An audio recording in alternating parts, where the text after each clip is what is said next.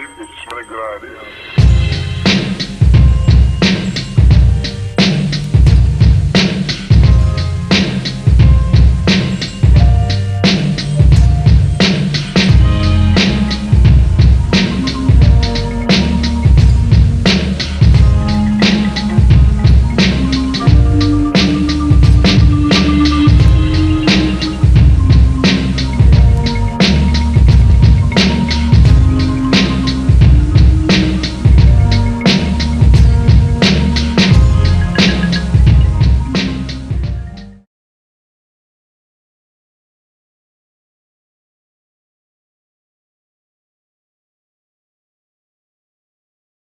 Okay, singer-songwriter Libby DeCamp is here to play a couple songs here on the Milo Show. A couple songs off of her recent EP, Cross Sections.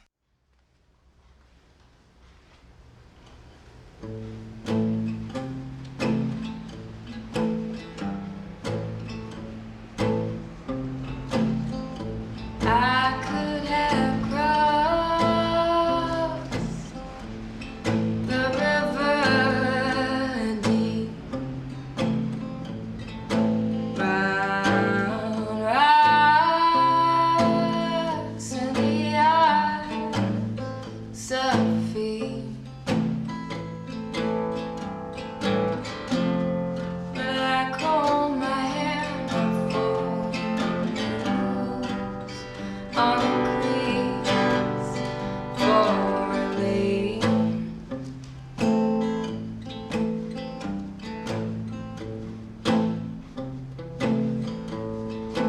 There's a jungle south and east, right in the tail of my green beach. Fractures of sacred destiny. This is not me.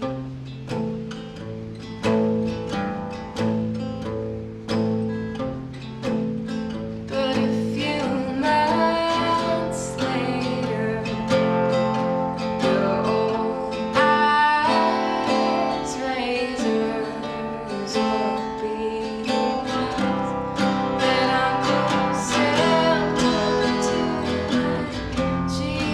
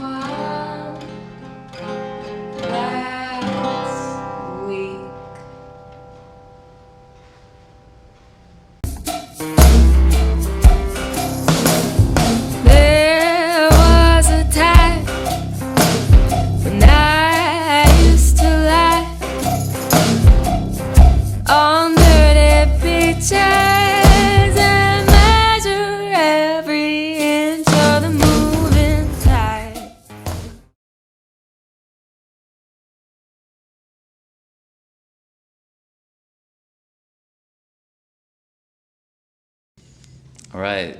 Here we are on the Milo Show with Phreddy Wischusen. How you doing? I'm awesome, thank you. All right. I've been wanting to have you on my talk show since episode 1. I've been wanting to be on your talk show since episode Here 1. you are. I have a lot of bands on this show, but it's rare that I can have someone on here who's going to talk about a little bit more than just music or art. And I don't even know where to start with you because you could talk about so much.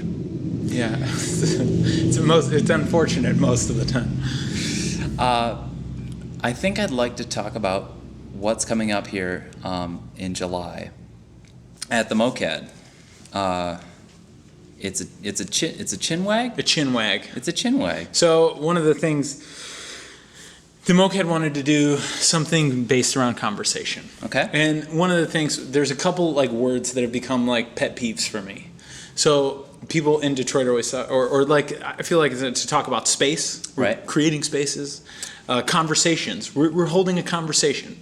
So these were all things that I was just like, I don't want. Like I immediately blank out when I hear that. So we were trying to look for a word that would be fun and would essentially be conversational and let people know indeed. Exactly, and that they could participate because I think the participatory nature of it and being somewhat casual. I think a lot of times like this was kind of coming out of like the MOCAD wanting to do something along the lines of an artist talk that was intellectual, but find a way to make it engaging.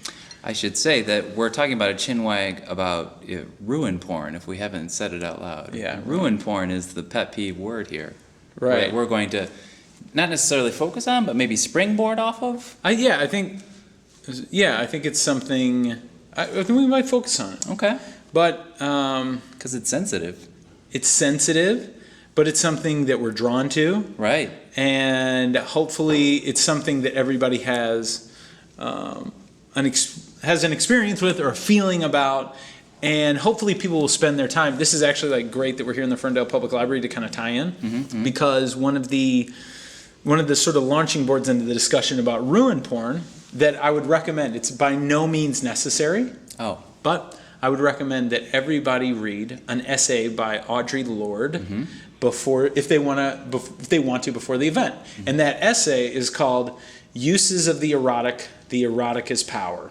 Okay. And so in that essay, amongst other things, I think Audre Lorde is one of the great critical thinkers of the history of the world. Oh, sure. And has like a Detroit connection because a lot of her earliest poetry was published by the Detroit publishing house Broadside Press, which was started by Dudley Randall, who was a career librarian. Right. And so he published a lot of Audre Lorde's early works. Anyway, so in this essay, she talks a lot about the differences between the polar opposites of the erotic and the pornographic. Okay. And along in the conversation, so in ruin porn, it's only pornographic if you look at the buildings as like mere objects. And so some of the people that we're going to have kind of participate, sort of sprinkled into the mix, are we have some scholars and some activists, and a couple of them are Heidi Juganitz and Kari Frazier, who have worked together on this thing called Framing Home Project, where they look at blight, but also look at the stories of the people who used to live in the houses.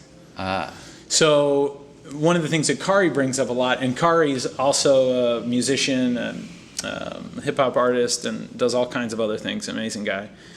He talks about, he lives on a street called Clements, that his grandparents, in the house that his grandparents bought, that had his great-grandparents move into, and the house that his mother like was raised in and that now he lives in.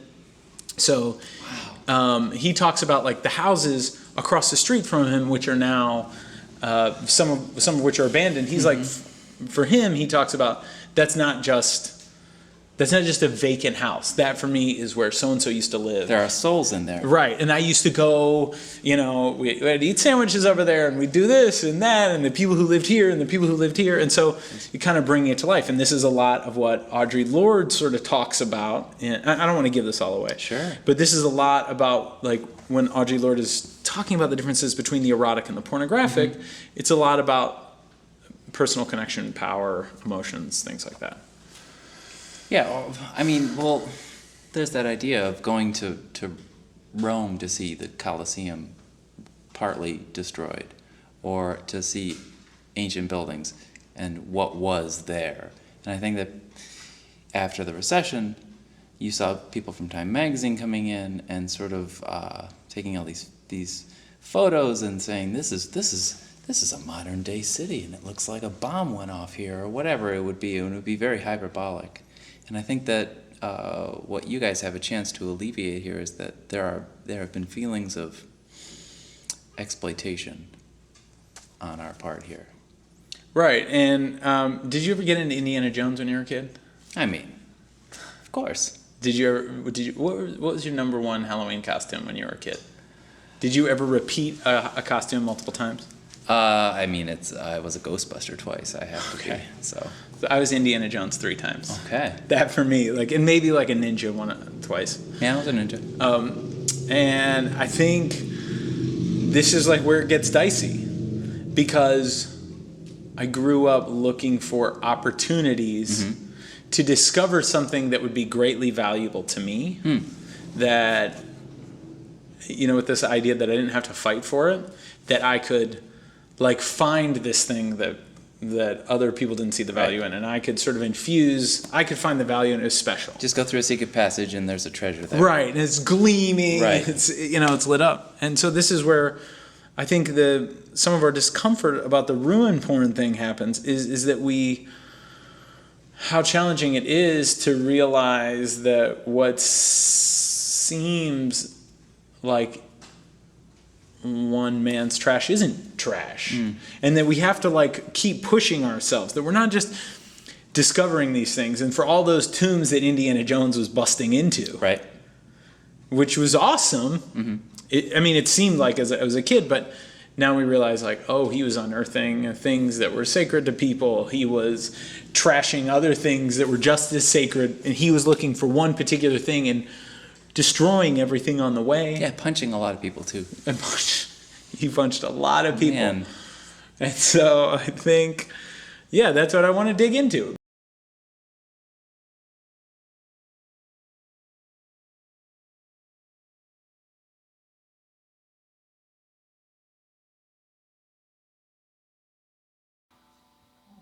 Okay, Siamese is here to play a song off their forthcoming album, On the Beach.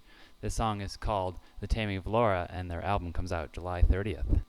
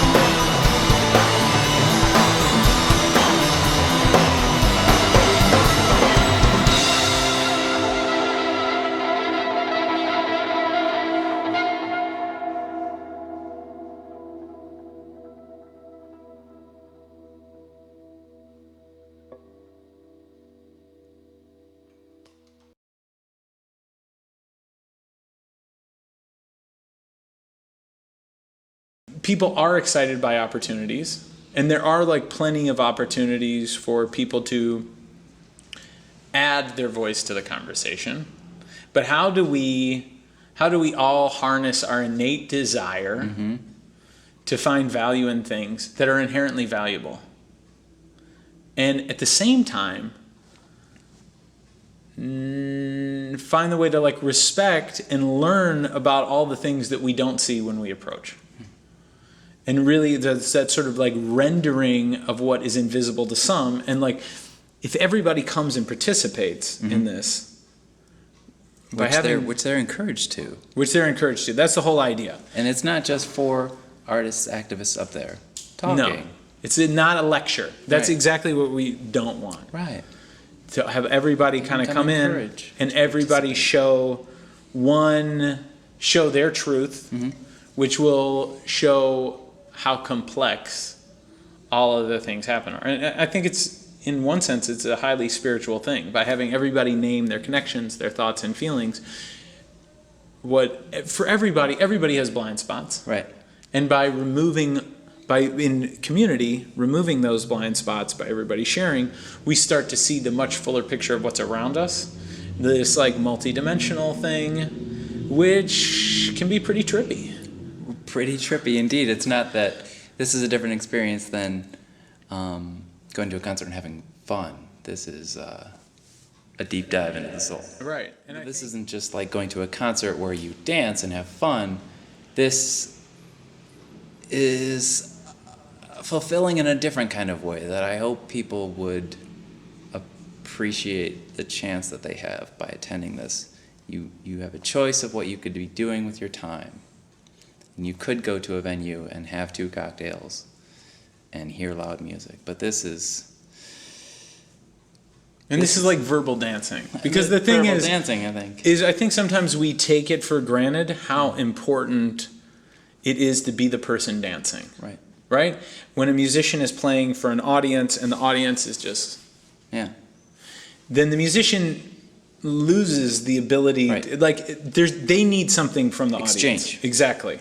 And so when you're that person dancing, all of a sudden the other people feel comfortable dancing. The musicians are like, oh yeah, Right. here it is. This is the groove that we're Right. all feeling. Let's dive into that. Right. And so when you show up to like the chin wag... Right. Hopefully, This is the metaphor. You're going to dance. You're gonna He's dance, the musician here, right? in a sense. So when It's you just show up- laying it out because the dancing's the most important thing, right? The musician, you can dance without having a musician present, but if you're not dancing, it's like why did the musician even show up? Like you're the integral thing, and so like in the conversation, your voice, your ideas, your experiences, your desires are the quintessential element. And that, I think, is what that's what the magical part of Detroit is that all these different voices and all the magical ways that this city has become the place. Like, it's not an accident that all of a sudden people want to be in Detroit. Yeah. It's not in spite of what's happened in the past 30 years of Detroit. It's precisely because of the amazing people and who have kept the city brilliant and exciting and creative, that all these people want to come and be a part of it. And if we forget that or lose sight of that, we do a grave injustice. And we also create, I think, a terrible opportunity of destroying what is so sacred and beautiful about the city itself. Right, and on that, and on one last note, I would say that what the vibe I'm getting from this is not an airing of grievances, it's not a stoking of outrage, it's celebratory. It sounds celebratory. But also like willing to like people to dig in a little bit. Yeah. Like when you're gardening, it isn't just blossoming. Right. You dig in. There are weeds. There are weeds. You get in there, you bring certain things out, and other things that are in there you evoke. Right. And you commit to it. Right. And you work, and there's something magical happens as a result of that. Like you're not intrinsically bringing the magic, but you're creating space for the magic that's here in the universe to happen. I have nothing else to end on. That's beautiful. All right, make space for some blossoming. Phreddy Wischusen. That's episode 9. Amazing. Cheers. Oh my God, man, that's beautiful.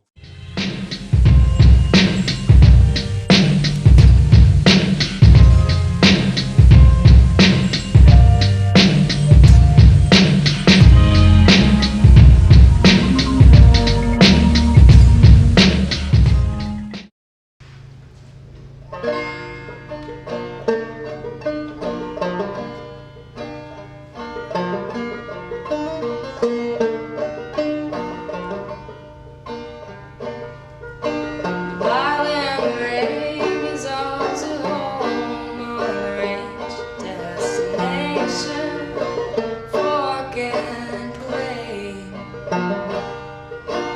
Tending and all, we were there to pull. Prepared for gripe and delay.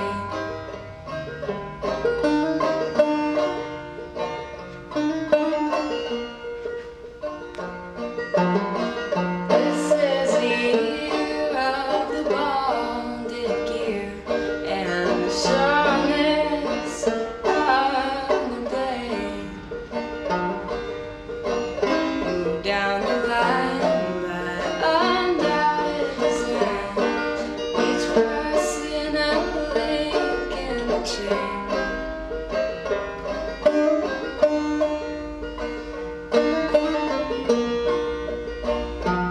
And the tales no longer sway, and the grass is no longer green. For who'd ever think to give thanks to the born to be golden?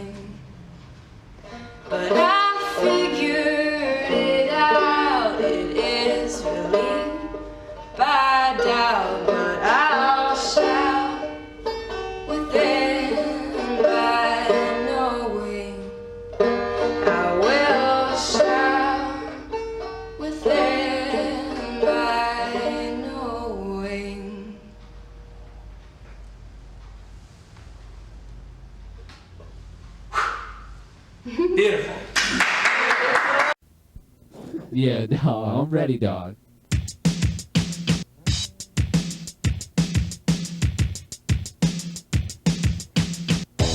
Almost